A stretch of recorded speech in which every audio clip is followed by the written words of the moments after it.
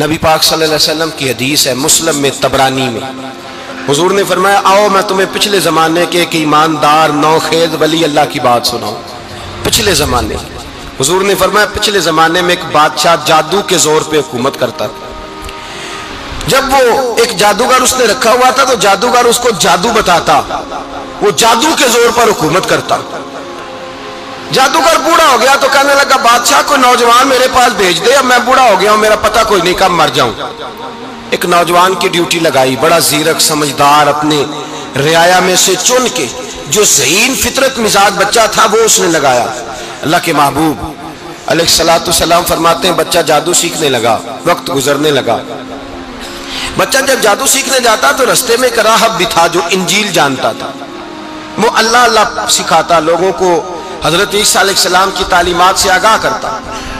اس نے دیکھا کہ یہاں بھی لوگ اکٹھے ہیں تو وہ بچہ اس راہب کے پاس بھی اٹھنے بیٹھنے لگا۔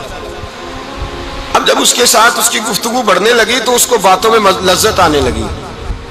اس نے راہب نے پوچھا کہ تو کون ہے اور کس طرح سے آیا ہے، کیا تیرا معاملہ ہے؟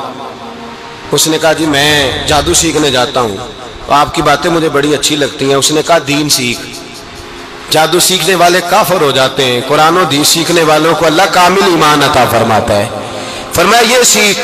بچہ بیٹھنے لگا، اس کے پاس آنے لگا، باتیں دل میں گھر کرنے لگی۔ ایک وقت آیا کہ مسلمان ہو گیا، اور مسلمان کیسے ہوا؟ بچہ کہتا ہے میں تجربہ کر کے ہوا۔ اب میں تھوڑا سا وقت جادوگر کے پاس بھی جاتا اور باقی سارا وقت وہاں بیٹھتا۔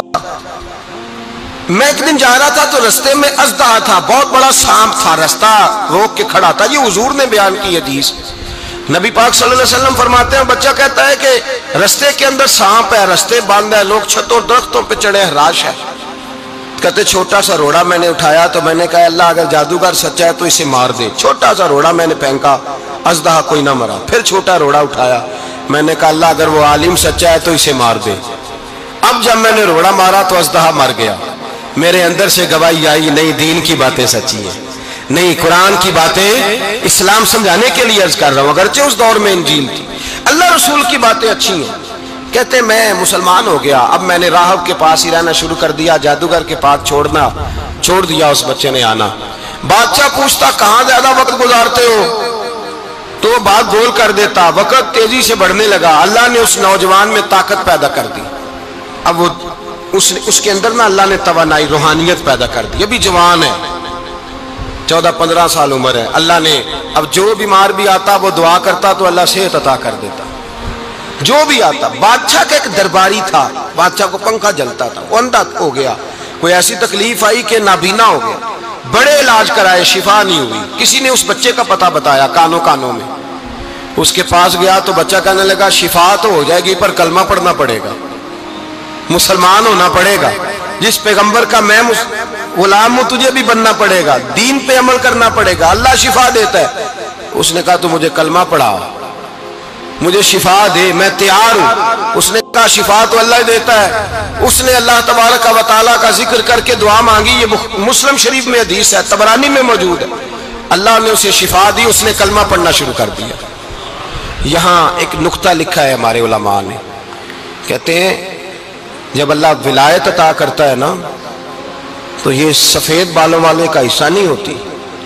اگر جوانی میں کوئی آدمی توبہ کر کے تصوف کے راستے پہ چلتا ہے تو سب سے زیادہ ولایت اللہ اسے عطا فرماتا ہے، سب سے زیادہ ولایت اس کے پاس ہوتی ہے۔ ابھی اس کے بال کالے ہیں، چڑھتی جوانی ہے، دعا کی تو اللہ نے، اور حدیث پاک میں موجود ہے کوڑے آتے تو شفا یاب ہو جاتے، اندھے آتے تو شفا یاب، برس والے آتے تو اللہ سے دے، جوان ہے۔ بادشاہ کے پاس وہ واپس گیا، وہ جو آدمی جس کی آنکھیں ٹھیک ہوئی تھی، بادشاہ نے پوچھا کہ کیسے شفا ملی؟ تو کہنے لگا میرے رب نے شفا دی ہے۔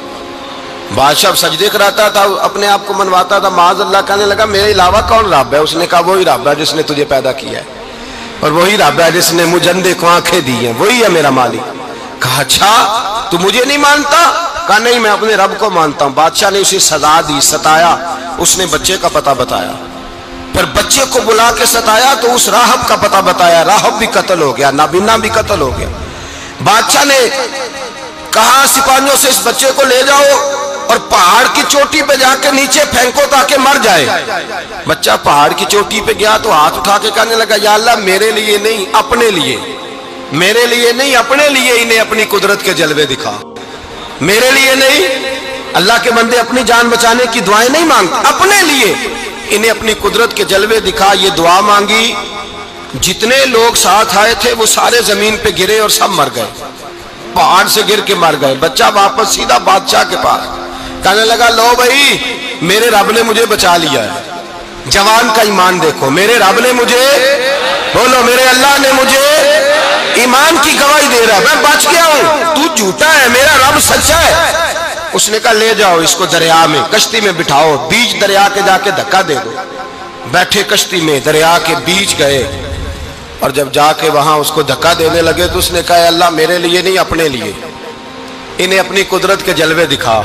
بس ایک طوفان سا آیا، جتنے سپاہی ساتھ آئے تھے ڈوب کے مر گئے۔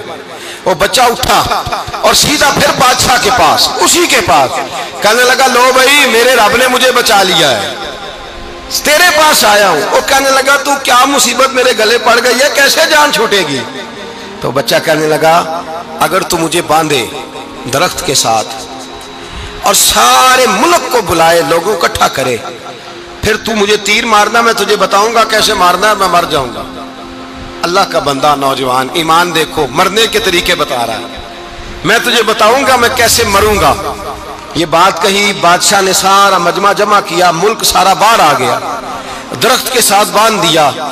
کہنے لگا بھائی لوگوں یہ مجھے مارنا چاہتا تھا، مار نہیں سکا، اب میں اسے بتانے لگا ہوں کہ میں کیسے مروں گا۔ اسے کہو جب تیر مارے تو ساتھ میرے رب کا نام بھی لے، میں اپنے رب کے نام پہ جان دوں گا، ایمان کی پختگی میں اللہ کے نام پر جان دوں گا۔ اسے کہو رب کے نام پہ مارے، مر جاؤں گا۔ بادشاہ نے اللہ کہہ کے تیر مارا، پیشانی میں لگا، بچے کی روح پرواز کر گئی، جتنا مجمع کھڑا تھا سارا کلمہ پڑھ کے مسلمان ہو گئے، سارے مسلمان ہو گئے سارے۔ میرے رسول پاک سید عالم صلی اللہ علیہ وسلم نے نوجوانوں کو بتایا جب تمہارے اندر ایمان کی قوت آئے گی تو اللہ تمہاری مدد کرے گا۔ فرمایا وہ نوخیز ولی تھا، ابھی جوان رانا تھا، ابھی اس کی پیشانی پر جوانی کے آثار تھے، لیکن اس نے اللہ کو راضی کیا، رب کریم کو راضی۔ ولایت کا مطلب بڑھاپا نہیں، ولایت کا مطلب وہ نہیں کہ جب بڑا لمبا وقت گزر جائے تو پھر آدمی آئے کہ نہیں اب کیا کرنا ہے، اب مسجد ہی ہے، اب تو اس کے علاوہ گزارا ہی کوئی نہیں۔